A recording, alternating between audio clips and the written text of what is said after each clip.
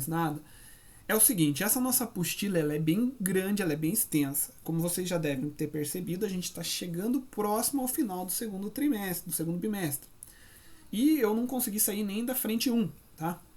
Então eu vou tentar trabalhar a frente 2 e a frente 3 com vocês de um modo bastante sucinto, bastante simplificado, para que não fique por fazer, mas não vai ter como eu entrar em detalhes nessas outras frentes da apostila com vocês. Porém, pessoal, acontece o seguinte, como eu acho que essa parte que a gente está estudando ela é uma parte mais complexa, porque ela envolve cálculo, ela precisa de uma atenção um pouco maior, por isso eu estou dando uma prioridade para essa parte, e aí depois as partes que são mais teóricas a gente passa mais por cima, porque daí depois você pode ler a apostila, pode pesquisar na internet e conseguir ter um pouquinho mais facilidade com isso daí, beleza? Então vamos lá começar com as nossas variáveis de estado gasosas, tá, gente? Primeira coisa, gente, o que é um gás? Antes de eu falar desse slide aqui, onde a gente fala sobre as variáveis de estado, vamos analisar o que é um gás. A matéria ela pode se encontrar na natureza, aqui no nosso planeta Terra, em 3 estados físicos básicos, tá? Existem mais de 3 estados físicos, mas são 3 os principais, que é o sólido, o líquido e o gás. Por que a gente tem uma área da química toda especial para estudar somente os gases? Isso acontece pelo seguinte, se eu pegar lá, por exemplo, um sólido, vamos pensar, por exemplo, um cubo de madeira, um pedaço de madeira. Aquele pedaço de madeira, ele tem uma forma e ele tem um volume. Essa forma e esse volume, eles são quase sempre constantes. Eles podem ter alteração? Sim, podem. Mas eles só vão alterar se tiver alguma força externa agindo sobre aquele pedaço de madeira sólido. Então, em condições normais, sem ter nada atuando sobre ele, um sólido não muda nem sua forma e nem seu volume naturalmente. Os líquidos, por sua vez, como por exemplo a água, o líquido ele pode alterar a sua forma. A forma do líquido ela depende do recipiente que está armazenando ele, né? Se ele tiver num recipiente quadrado, o líquido fica quadrado. Se ele tiver num recipiente circular, o líquido fica circular. Mas o volume do líquido também não muda normalmente, não altera naturalmente, tá? Então ele tem um volume constante, mas uma forma variável. Agora os gases, gente. O que é um gás do ponto de vista do estudo químico? Primeiro, nos gases, não existem interações intermoleculares. Ou seja, não existem forças que mantêm as moléculas de um gás unidas. As moléculas elas são soltas, elas são livres. Por essas moléculas elas serem soltas e livres, elas têm uma movimentação caótica e constante. As moléculas dos gases elas estão se movimentando a todo momento, para todas as direções e com velocidade. Então esses gases, eles não vão ter uma forma definida, eles vão ter uma forma que varia muito dependendo do local que está armazenando esse gás. E o volume do gás também não é definido, o volume ele é variável, depende do local onde esse gás está armazenado. Porque o gás ele sempre ocupa todo o espaço onde ele está armazenado, todo o volume do recipiente onde ele está armazenado, ou do local onde ele está armazenado. Tá? Então por isso, como os gases eles têm uma mudança muito constante na sua forma e no seu volume, a gente separa uma área da química para estudar só os gases, que é essa área que a gente vai falar agora. Tá? Toda vez que a gente fala sobre gases, gente, os gases eles apresentam 3 variáveis de estado. 3 estados que podem sofrer alterações de acordo com as condições ambientais. Que é a temperatura do gás, o volume desse gás e a pressão que esse gás exerce. Gente, o que é cada uma dessas 3 variáveis de estados? Vamos começar primeiro com a temperatura, gente. A temperatura, vocês sabem, isso é um conceito que a gente traz lá da nossa vida, do nosso dia a dia, que é o, digamos assim, aquela palavra que a gente usa, o calor da substância. O calor está errado, tá? A gente não pode usar essa palavra nesse sentido. Mas vamos pegar como essa ideia aqui do calor. Tipo, se eu encosto lá num material, sinto que ele está quente ou se ele está frio, eu estou percebendo através dos meus sentidos a temperatura daquele local. O gás ele também tem uma temperatura. A gente pode colocar a temperatura em palavras mais rebuscadas, mais bonitas, como a medida da agitação térmica, ou seja, a energia cinética das partículas que formam uma substância. Vamos pegar o exemplo do gás lá que eu falei para vocês. O que é energia cinética, gente? Lá dos conteúdos de física que vocês estudam. A energia cinética, ela está sempre associada ao... Alguém sabe? Energia cinética está associada ao quê? Escreve aí no chat. Energia cinética está associada a... movimento, exatamente, movimento. Então, se eu estou falando que é a medida da energia cinética das partículas que formam uma substância, é a energia do movimento dessas partículas. Lembra que eu falei para vocês que as partículas dos gases elas estão em constante movimento e esse movimento ele é caótico? Significa que a temperatura ela depende da velocidade com a qual as partículas de um gás se movimentam. Quanto mais rápido as partículas se movimentam, mais alta é a temperatura. Quanto mais devagar as partículas se movimentam, mais baixa é a temperatura. Tá? No Sistema Internacional de Unidades de Medida, a gente usa um valor, uma escala para medir a temperatura, que é a escala Kelvin. Vocês provavelmente já devem conhecer essa escala Kelvin. Aqui no Brasil, a gente usa muito a escala Celsius, tá? Graus Celsius. Nós não vamos usar muito essa escala graus Celsius nas nossas aulas de estudo gasoso, tá? Nós vamos usar a escala Kelvin. Como que faz para a gente determinar a temperatura em Kelvin a partir da temperatura em graus Celsius, gente? Isso é fácil. É só a gente pegar lá a temperatura em graus Celsius mais 273. Eu tenho a temperatura em Kelvin, tá?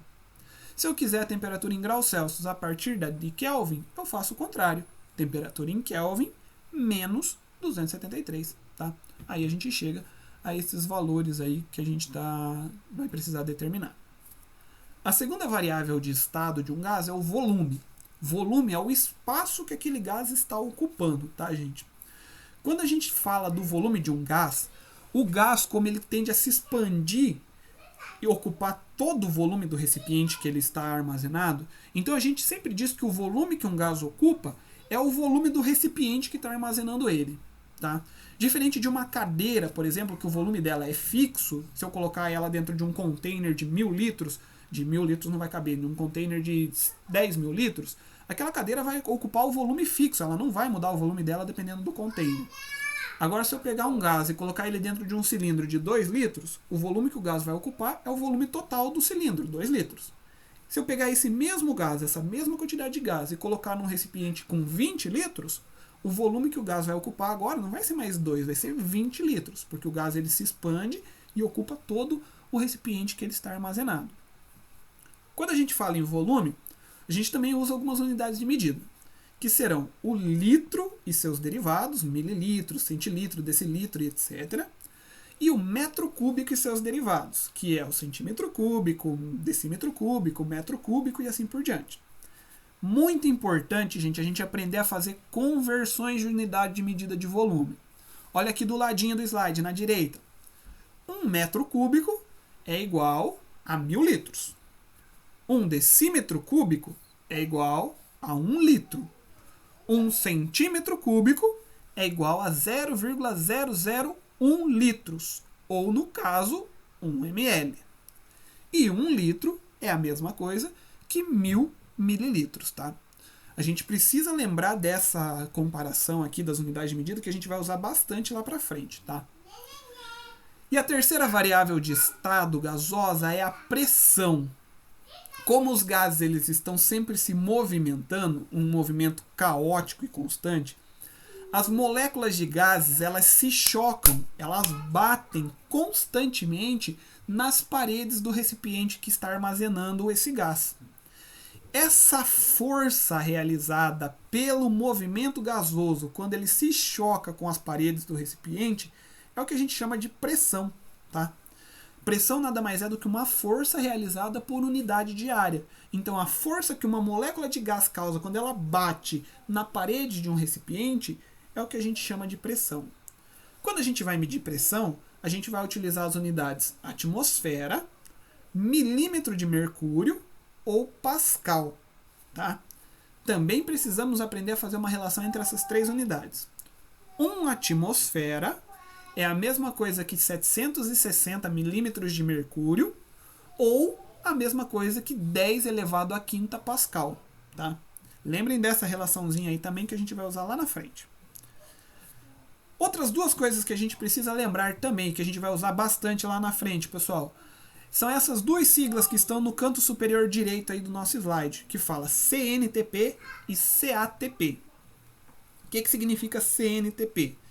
Toda vez que aparecer que um gás se encontra em CNTP, significa que ele se encontra em condições normais de temperatura e pressão, que quer dizer que a temperatura é de 0 graus Celsius ou 273 Kelvin, que é a mesma temperatura só em escalas diferentes, e 1 atm ou 760 milímetros de mercúrio ou 10 a quinta Pascal, que também é a mesma pressão, só que em unidades diferentes. Agora, quando aparecer lá CATP, são condições ambientais de temperatura e pressão. No CATP, a única coisa que vai mudar é a temperatura, que ao invés de ser 0, será 25 graus Celsius ou 298 Kelvin. Mas a pressão continua a mesma, porque considera a pressão a nível do mar. Beleza? Vamos para frente. Transformações gasosas, gente. O que é uma transformação gasosa? Os gases, eles podem sofrer mudança em uma das suas 3 variáveis de estado, na temperatura, na pressão ou no seu volume. Toda vez que um gás ele sofre alteração em 2 das suas variáveis, mantendo uma terceira constante, eu vou chamar isso de transformação gasosa, tá? Então o gás ele vai mudar 2 variáveis, a temperatura e a pressão, mantendo uma terceira, que seria no caso o volume constante. Ou então ela altera pressão e volume e mantém temperatura constante. Ou então altera volume e temperatura e mantém pressão constante. Tá? A gente chama isso de transformação gasosa, quando ao menos uma das variáveis de estado sofre alteração, mantendo a outra constante. Tá? Primeiro tipo de transformação, gente, é a transformação isotérmica. Pessoal, essa palavra iso, no começo de qualquer palavra, ela significa o quê? Lembram que significa o prefixo iso no início de qualquer palavra? Alguém consegue me dizer o que é o iso no começo de qualquer palavra? Iso significa... Lembram? Iso é a mesma coisa que igual, tá, gente? Iso significa igual, a mesma coisa. Então ali diz assim, ó, que é uma transformação do tipo isotérmica. Térmico vem de temperatura. Iso de igual. Significa que o gás vai sofrer uma mudança nas suas variáveis de estado, mantendo a temperatura igual, ou seja, a temperatura não muda. O que vai mudar vai ser a pressão e o volume. A gente chama isso de transformação isotérmica ou lei de Boyle-Mariot. E ela diz o seguinte: sob temperatura constante, o volume de um gás é inversamente proporcional à pressão exercida por ele. Vamos lá, de novo. Ó. Sob temperatura constante, o volume de um gás é inversamente proporcional à pressão exercida por ele. Ou seja, se eu não estou mudando a temperatura de um gás, a pressão que ele causa, ela é inversamente proporcional ao volume que esse gás ocupa. O que isso quer dizer? Quanto maior for o volume que esse gás está ocupando, menor será a pressão exercida por ele. Ao contrário, quanto maior for a pressão que esse gás exerce, menor é o volume que ele está ocupando. Vamos pegar um exemplo prático, gente. Vocês já pegaram aquela brincadeira de pegar uma seringa vazia e apertar o êmbolo dela contra o dedo, pressionando a saída de ar da seringa? Já fizeram isso? Se a gente coloca lá o dedo dentro da seringa vai ficar cheio de ar, não é verdade? Ali dentro da seringa, ficando cheio de ar, pessoal, o ar ali dentro é um gás. Quando eu pressiono o êmbolo da seringa, qual é a variável de estado que eu estou mudando no gás? Hein, gente? Quando eu aperto o êmbolo ali, quando eu aperto o negocinho da seringa lá e empurro o gás para frente, qual é a variável de estado que eu estou mudando nele? Pressão, volume ou temperatura? Responde aí no chat para mim, já que vocês estão com vergonha de falar. Pressão, volume ou temperatura? Volume, muito bem. A temperatura do ambiente, ela continua sendo a mesma. Não tem como eu mudar a temperatura do ambiente, porque eu não estou esquentando, não estou esfriando a minha seringa. Eu só estou apertando o êmbolo. Então eu diminui o volume. O que vai acontecer com a pressão do gás ali dentro? Como é que vai ficar a pressão sobre o meu dedo daquele gás? Aquela pressão sobre o meu dedo, ela vai diminuir ou ela vai aumentar? Já que eu estou diminuindo o volume do gás ali dentro. A pressão sobre o meu dedo, ela diminui ou aumenta?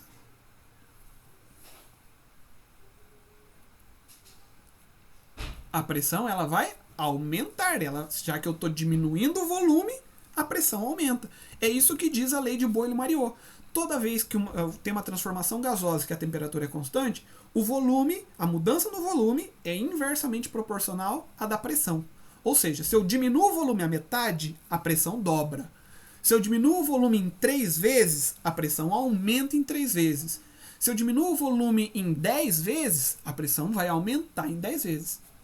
Por isso eu uso uma equaçãozinha matemática para eu calcular essa transformação, que é essa equaçãozinha aí da direita. Pressão 1, que é a pressão inicial, vezes o volume 1, que é o volume inicial, tem que ser igual à pressão 2, que é a pressão final, vezes o volume 2, que é o volume final. Assim eu consigo descobrir qual é a pressão e qual é o volume desse gás depois que ocorreu a transformação gasosa, tá? O segundo exemplo de transformação gasosa, gente, é a lei de Charles, ou também conhecida como transformações isobáricas. Iso, novamente, vem de igual e baros vem de pressão. Então, o que diz a lei de Charles? Sob pressão constante, o volume ocupado por determinada massa gasosa é diretamente proporcional à temperatura absoluta do sistema.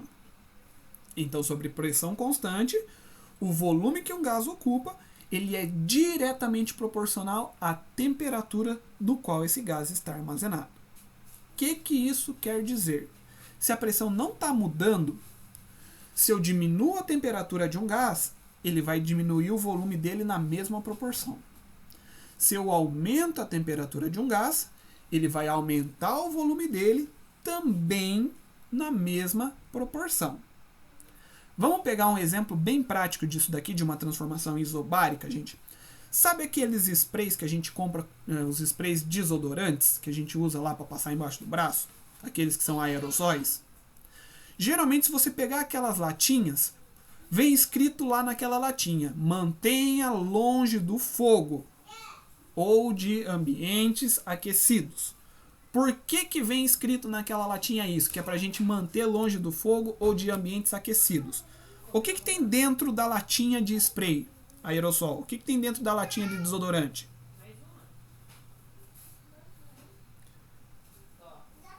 O que vem lá dentro da latinha de desodorante, gente? Vem um gás. E esse gás, ele está submetido a uma pressão lá dentro, não é verdade? Se eu levar essa latinha ao fogo, o que eu estou mudando ali? Qual é a variável de estado que eu estou mudando do meu gás? Se eu levar a latinha no fogo. Qual vai ser a variável que eu estou alterando ali? Eu estou alterando a temperatura. Significa que eu estou aumentando a temperatura, porque eu levei a latinha no fogo. Segundo a lei de Charles, que fala que sob pressão constante, a alteração na temperatura de um gás é proporcional à alteração do seu volume, o que vai acontecer com o volume do gás quando eu esquento a lata? O que ocorre com o volume gasoso? O volume do gás que está lá dentro da latinha, o que vai acontecer com ele quando eu aqueço a lata? É proporcional, não é inversamente.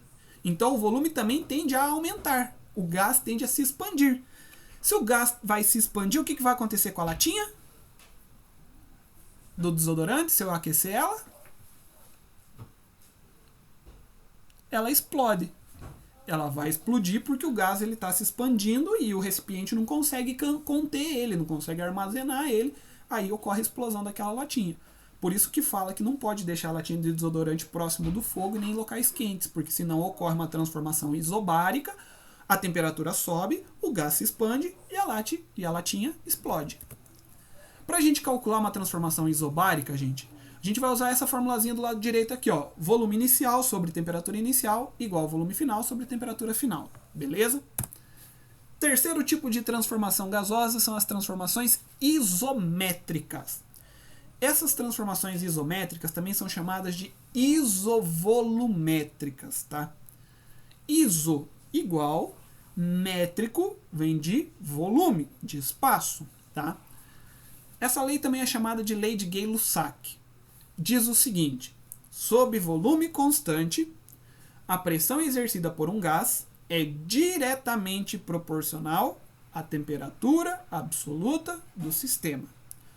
Ou seja, então significa que, sob volume constante, a pressão exercida por um gás é diretamente proporcional à temperatura absoluta do sistema. Então, se o volume não tem alteração, a pressão que um gás exerce é proporcional à temperatura sob a qual aquele gás está submetido. Significa que aumenta a temperatura, aumenta a pressão também. Isso é fácil a gente imaginar, gente. Lembra que eu falei o que é temperatura e o que é pressão? Temperatura é medida da agitação térmica, da energia cinética. Pressão é a força com a qual as moléculas se chocam com a parede do recipiente. Se eu aumento a temperatura, quer dizer que as moléculas estão mais rápidas, elas têm mais energia cinética. Quando elas baterem na parede do recipiente, a força que vai causar na parede do recipiente também vai ser maior, porque a velocidade é maior. Vocês lembram lá, a força é igual a massa vezes a aceleração. Se está mais rápido, tem mais aceleração, então a força aplicada na parede do recipiente também é maior, tá? Vamos adiante, pessoal? E por último, a gente vai falar da equação geral dos gases. A equação geral dos gases, gente, ela é utilizada para a gente relacionar quando as três variáveis de estado mudam, quando não tem nenhuma que permanece constante.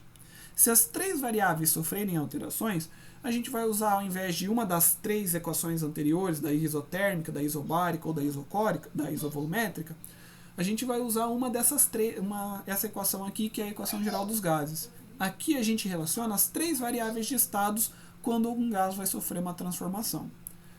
Aqui a gente vai usar o seguinte: P1 vezes V1 sobre T1, que é pressão inicial, volume inicial, dividido por temperatura inicial, é igual a pressão final vezes volume final, divididos por temperatura final. Olha o exemplo que está aí, que eu coloquei para vocês no slide. Diz assim, olha: uma determinada massa de gás nitrogênio ocupa um volume de 20 litros, a uma pressão de 3 atm e temperatura de 27 graus Celsius. Qual será o volume ocupado pela mesma massa de gás nitrogênio se a temperatura aumentar para 627 graus Celsius e a pressão diminuir para 1 atm? Olha aqui, não tem nenhuma variável que permaneceu constante. As três variáveis vão mudar. Então eu vou aplicar a equação geral dos gases. Tirando as informações do exercício, fala lá, ó, uma determinada massa de gás ocupa um volume de 20 litros. Esse é o V1. Uma pressão de 3 atm. Esse é o P1. Sobre temperatura de 27 graus Celsius. Esse é o T1. Só lembra, não uso temperatura em graus Celsius. Sempre vou usar temperatura em Kelvin. Então vou transformar graus Celsius para Kelvin. 27 mais 273 vai dar 300. Daí depois, qual será o volume? É a pergunta. Então eu quero saber o valor do V2. Se a temperatura aumentar para 627 graus Celsius, então transformo isso também em Kelvin, e a pressão diminuir para 1 atm. Substituindo esses valores na fórmula e fazendo a continha, igual está todo desenvolvido aí no slide de vocês, vou encontrar que o volume desse gás, depois dessa transformação, será de 180 litros, tá? Certo? Vamos praticar aqui agora alguns exercícios, gente. Deixa só eu parar de compartilhar com vocês. Vou compartilhar outra coisa para vocês agora. Olha aqui, gente. Vocês estão vendo, conseguindo enxergar aqui a a janela do meu PowerPoint aqui.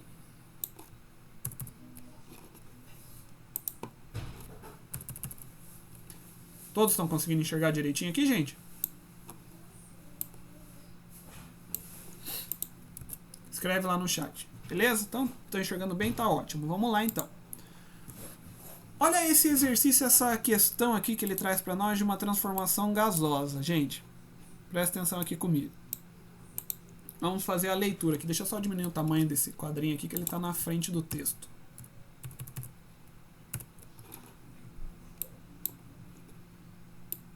Ótimo. Então ele diz assim, ó, presta atenção e faz a leitura muito atenta junto comigo, que eu acho que isso é a ponto-chave de tudo que a gente vai fazer de exercício envolvendo transformação gasosa. Fala assim, olha, a massa de um gás inicialmente ocupava 10 litros. Então, inicialmente a massa desse gás era 10 litros. A uma pressão de 1 atm. Esta, ao sofrer uma transformação isotérmica, ó, muito importante isso daqui, passou a ocupar 2 litros. Ou seja, teve uma alteração no seu volume. Qual será a pressão exercida por esse gás após a transformação? Então eu quero saber, na minha pergunta, qual será a nova pressão exercida por esse gás. O que eu grifei em vermelho aqui, gente, são as partes importantes que a gente precisa extrair dados desse exercício para nós. O primeiro dado, gente, que eu tenho que utilizar aqui é o tipo de transformação gasosa que aconteceu.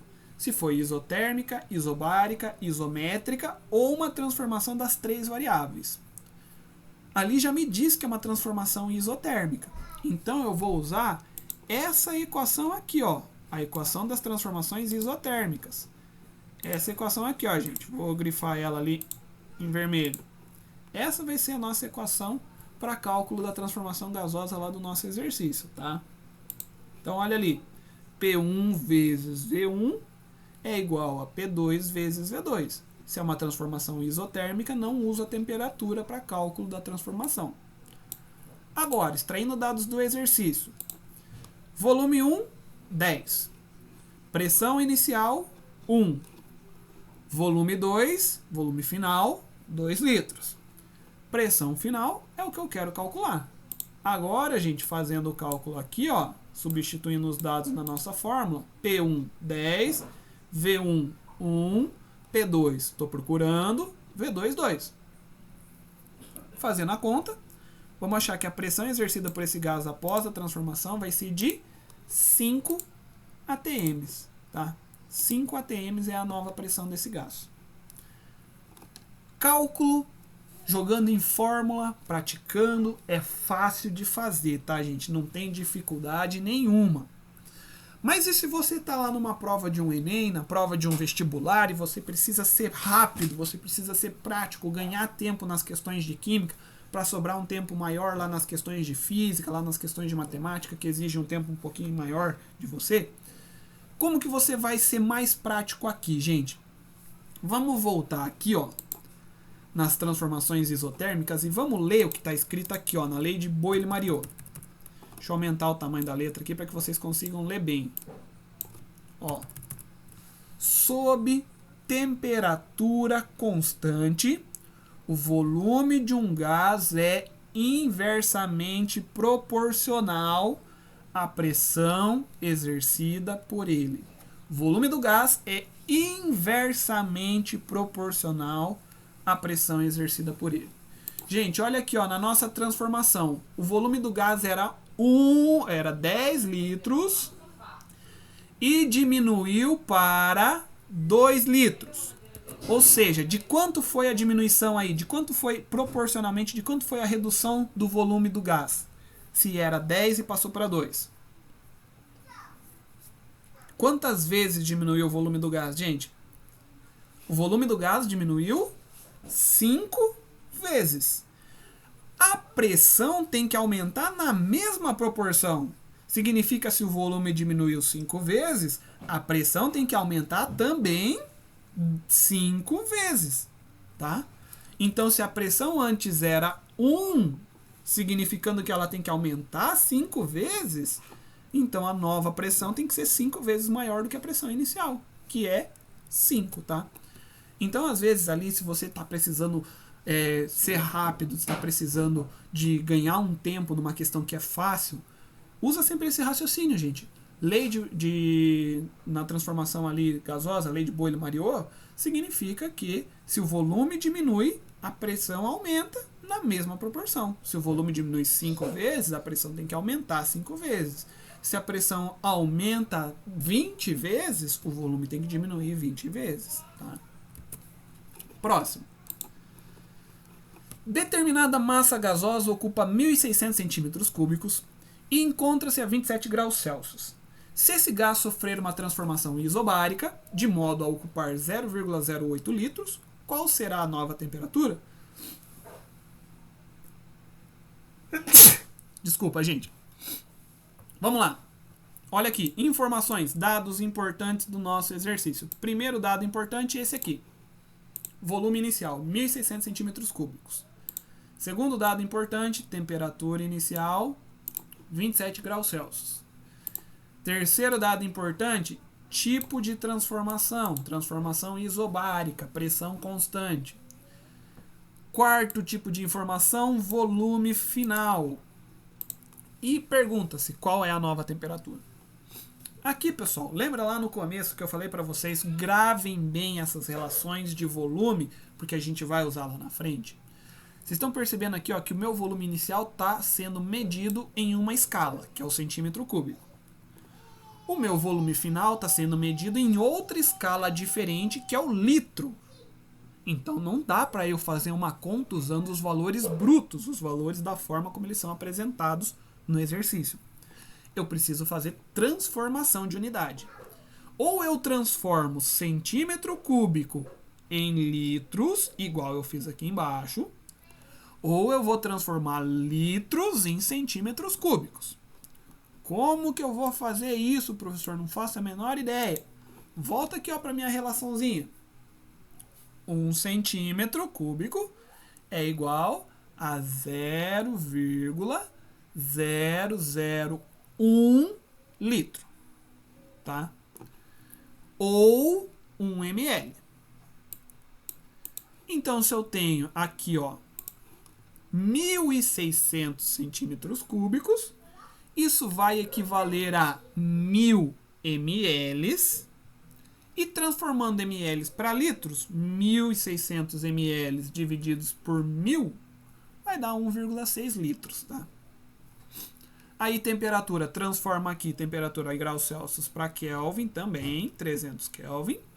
O volume 2 é 0,08 litros, porque já está na mesma unidade do de cima. E a temperatura, pontinho de interrogação. Vamos esquecer esse lado aqui agora, gente, onde está a resposta aqui. Aqui está desenvolvendo um cálculo ali, aplicando os valores na fórmula, fazendo a conta, tal, tudo certinho do lado direito. E achei a temperatura ali. Pessoal, vamos usar raciocínio lógico de novo, gente. A gente precisa aprender a usar esse raciocínio lógico para que a gente facilite a nossa conta quando a gente está trabalhando aí, quando a gente está desenvolvendo um exercício para a gente poder ganhar tempo. Vamos lá, ó, transformação isobárica, vamos ler de novo aqui o que fala a lei de Charles, que é a lei das transformações isobáricas. Olha o que diz ali. Sob pressão constante, o volume ocupado por determinada massa gasosa é diretamente proporcional à temperatura absoluta do sistema. Tá? Vamos lá de novo aqui agora, gente. Olha aqui, ó. Qual que era o volume inicial? 1,6. Depois meu volume diminuiu para... só um minutinho. Diminuiu para 0,08. De quantas vezes o meu volume diminuiu? De 1,6 para 0,08. Quantas vezes foi a diminuição no meu volume? Não é 2 não, gente. Ó, é 1,6 e 0,08. 2 vezes seria se fosse 0,8, mas é 0,08. Então a diminuição no volume foi de 20, pessoal. 20 vezes, tá? 20 vezes foi a diminuição no meu volume. Então, quanto tem que ser a diminuição na temperatura também, já que é proporcional? Se é proporcional, volume diminuiu 20 vezes, temperatura também precisa diminuir 20 vezes. Se a temperatura era 300, se eu dividir 300 por 20, vai dar 15, que é a temperatura final. Tá? Último, para a gente finalizar a nossa aula de hoje. Um recipiente rígido contém gás a 127 graus Celsius e 1520 milímetros de mercúrio de pressão. Ao sofrer uma transformação isométrica, a pressão desse gás passa a 1,5 atm. Qual a temperatura final do gás em graus Celsius? Pessoal, olha aqui, ó. Primeiro dado importante, temperatura inicial 127 graus Celsius. Segundo dado importante, aqui, ó, 1520 milímetros de mercúrio, pressão inicial. Ao sofrer uma transformação isométrica, a pressão desse gás passa para 1,5 atm. Qual a temperatura final do gás em graus Celsius? Pessoal, olha aqui, ó. A gente tem primeiro o seguinte.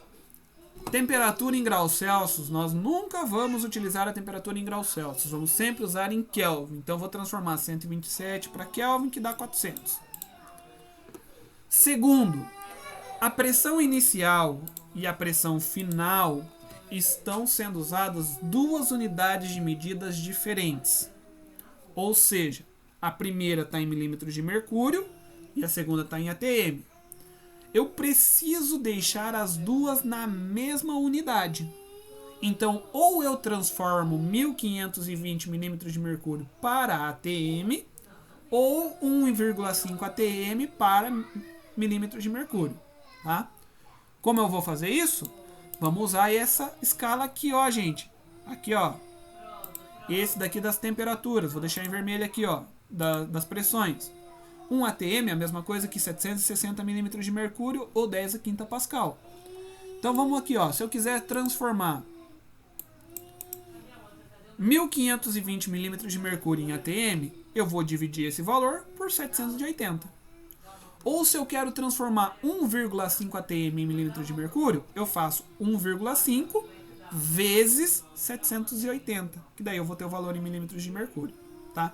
É só a gente fazer uma regra de 3, pessoal. Deixa eu colocar aqui, ó, a regra de 3 aqui no meio, bem fácil, ó. 1 atm é a mesma coisa que 760 milímetros de mercúrio. Eu coloquei aqui 780, tá, gente? É 760, desculpe. Mudei aqui. Ó, completando nossa regra de 3 agora. X atms vão ser igual a 1520. Fazemos a regra de 3, vai dar que o X vai dar igual a 2 atms, tá? Ah, mas eu quero transformar o atm em milímetro de mercúrio. Fazemos a mesma coisa. 1 atm igual a 760. 1,5 atm vai ser igual a X milímetros de mercúrio. Aí a gente vai achar aqui que isso daqui vai dar 760 mais 380, vai dar 1140 milímetros de mercúrio. Tá? Mas enfim, como eu não fiz... eu só fiz a primeira, vou deixar só a primeira aqui para vocês, tá? Agora, pressão 2. 1,5 atm, temperatura 2 é o que eu quero descobrir.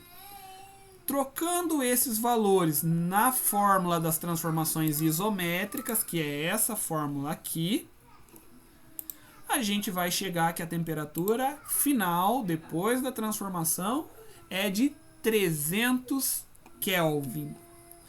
Novamente, gente, dedução, ganhando tempo quando a gente precisa. A pressão aqui, ó, ela diminuiu em 1/3. Olha, presta atenção, ela diminuiu em 1/3. Aliás, 1/3 não, 1/4, desculpe. Ela diminuiu em 1/4. Significa que a temperatura também tem que diminuir em 1/4. Diminuir em 1/4, gente, eu não estou falando que tem que diminuir para 1/4. Vai diminuir em 1/4. Então, se aqui, ó, antes era 2 e caiu para 1,5, imagina aqui, ó, se eu dividir 2 em 4 partes, não dá 0,5, 0,5, 0,5, 0,5? Então, 4 partes, que é 2, 4 sobre 4, é 2. 1,5 é quanto?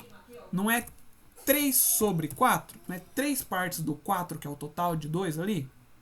Então, ó, vou multiplicar aqui, ó, o 400 por 3/4, vou chegar que vai dar 300 a temperatura final.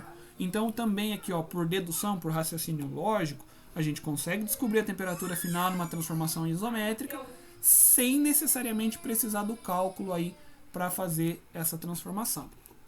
Certinho, gente? Pessoal, dúvidas? Vamos lá. Essa é a hora para a gente finalizar a aula.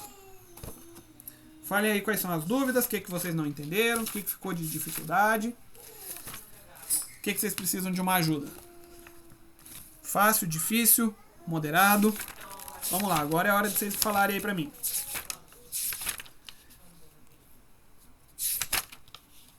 Alguém teve alguma dificuldade? Alguém não entendeu alguma coisa? Alguém achou alguma coisa muito difícil que precisa a gente rever?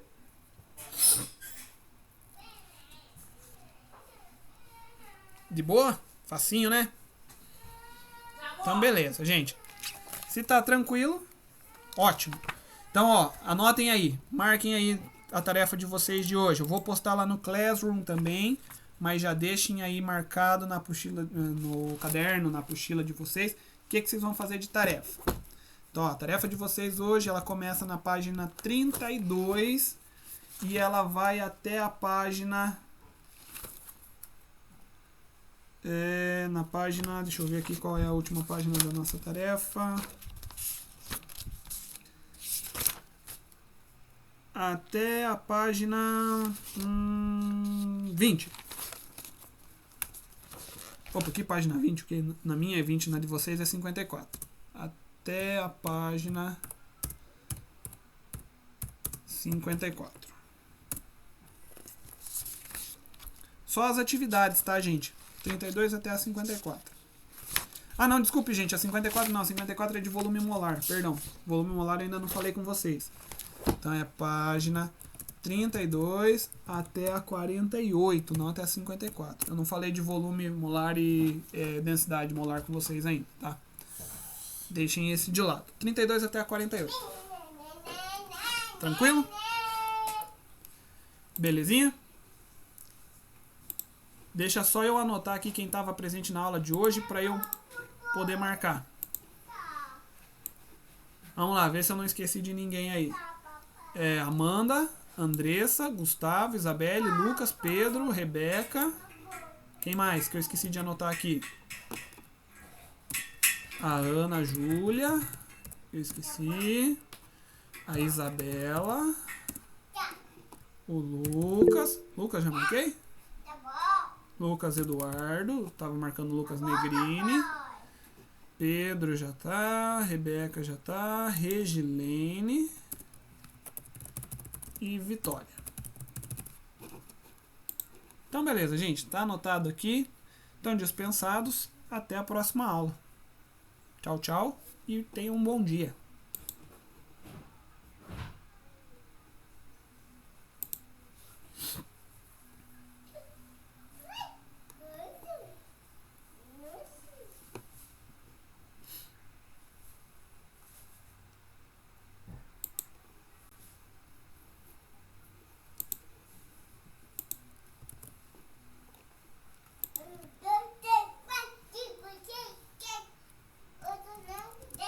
Oito, 9, 10.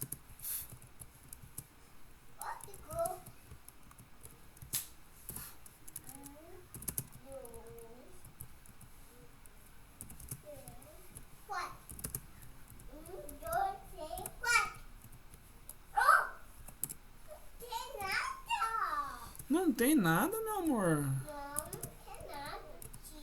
tem nada, tia. Ai, que chato.